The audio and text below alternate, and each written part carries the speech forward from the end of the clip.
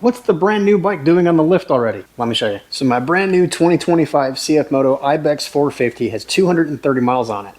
In the first ride, I noticed an oil leak. The oil leak, I thought I fixed it, but it's still dripping everywhere. And it's coming from the oil cooler that is inside the front of the engine right there. So when I first noticed it, I pulled the oil cooler off, I cleaned it, I cleaned the O-rings and I put them back in, I retorqued it. I thought it was gonna be a good fix, but at about 20 miles, it started leaking again. So what we're gonna do today is replace those O-rings with new ones, and compare the old ones to them and see why they might have failed. But Alex, you shouldn't have bought a Chinese bike if you didn't want to have problems with it. It's a Chinese bike, it's gonna have problems with it. Oh, it's a bike from China, it's gonna leak, it's just gonna happen. No, that's not true.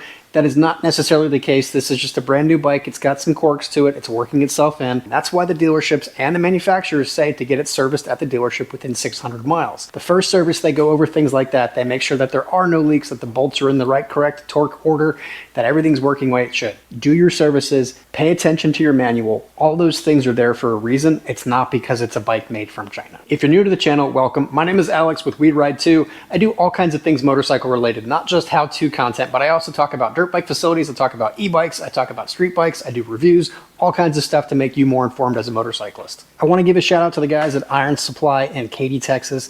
They're the ones that I bought the bike from, they're the ones that I called when I first found the problem, and they're the ones that walked me through the potential solutions to it, as well as the warranty issues that might arise. So thanks to those guys. I'm hoping I don't have to take it in for that warranty, but we'll see what happens. There are a few supplies you would need, namely a size 13 socket wrench if you've got the original CFMoto skid plate, a size 8 socket wrench, a size 5mm Allen key, a torque wrench, 2 of the seals for the oil cooler, aluminum foil to keep the headers clean. I'll show you the trick about that. Brake parts cleaner just to keep things clean, and you will lose some oil in the process, so use the oil specified in the manual, and I've got a funnel just to make that easier. Let's start by removing that skid plate.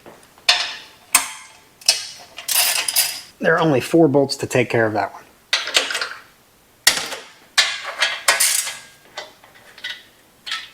Next thing, we'll remove the OEM side cover.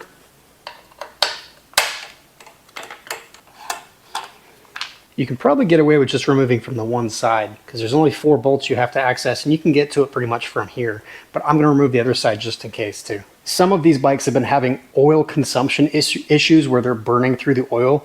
This might be part of it, but I don't think this is the primary problem for that, but it's something to look for. Obviously there's oil in that. I haven't drained the oil out of the bike. I don't want to drain it all the way yet. So what I'm going to do is just put that aluminum foil over the headers and create a little funnel of sorts to drain down into a drain pan.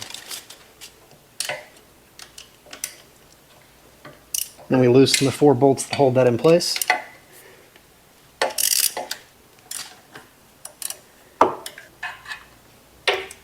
Try not to drop these bolts into the oil pan. That just makes for a mess.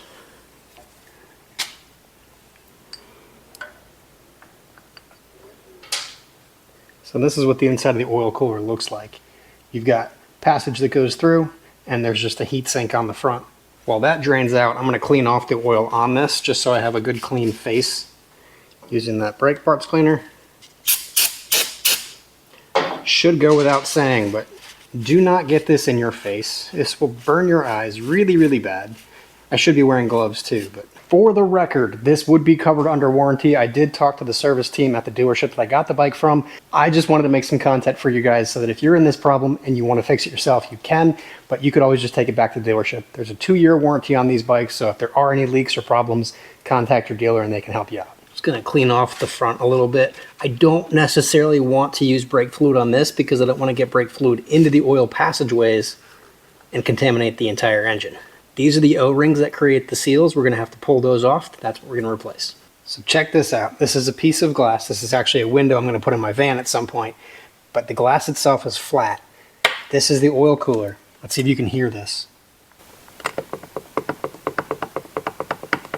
This mating surface is not entirely flat, so when you put it on a flat surface, there's a high spot. I think this is the problem. The O-rings won't do as much good if this isn't flat. This will be an interesting test. I'm going to throw the new O-rings in there, torque it back down to spec, see if that stops the problem. If it does, fantastic. If it doesn't, then I'm going to take it in for a warranty claim because I don't want to have to replace parts of the engine myself if I have the warranty to do it. All right, we got the old ones out. Let's get the new ones in.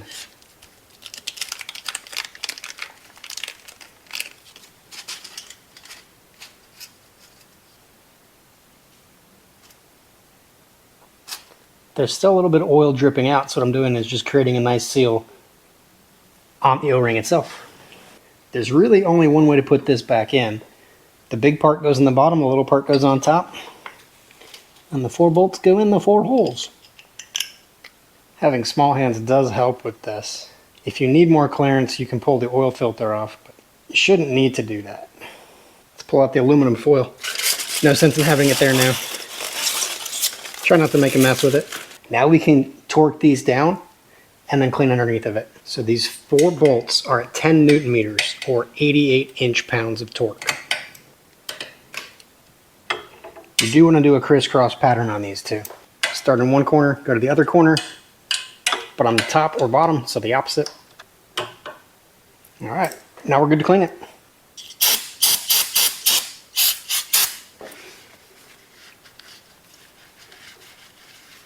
Be sure you clean your skid plate too, because my skid plate's filled with oil.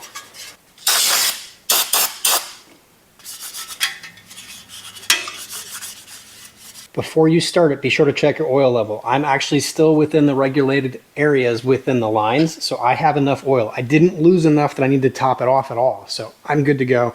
I'm going to start this bike up, let it idle, and see if I can see those bubbles again.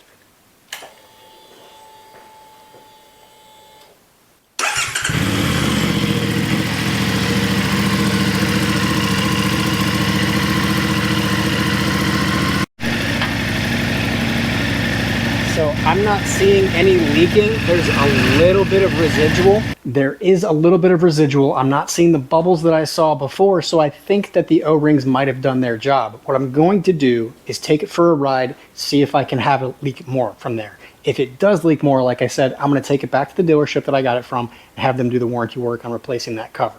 Quick update, I took it out to get lunch today. Came back, it was leaking oil. So I'm going to take it back to Iron Supply, have them do a warranty claim, hopefully fix that part that is misshapen. That's my guess as to what the problem is, so we'll see what happens from here, but I'll keep you guys posted. Hopefully this kind of content is helpful for you. If you've got the Ibex 450 and you've got questions, let me know. I love talking to folks from all across the world about bikes, so any questions, leave comments below. I've got more content coming on this bike in the near future. I have to get past that break-in point. They say 600 miles. I'm probably going to make it to 300 before I really start to romp on it, but I want to get this bike off-road and push it to its limits. I might even try a motocross track here and there. So if you like the MT, if you like the Ibex, subscribe to the channel, like the videos, let me know what you think. Talk to you in the next one.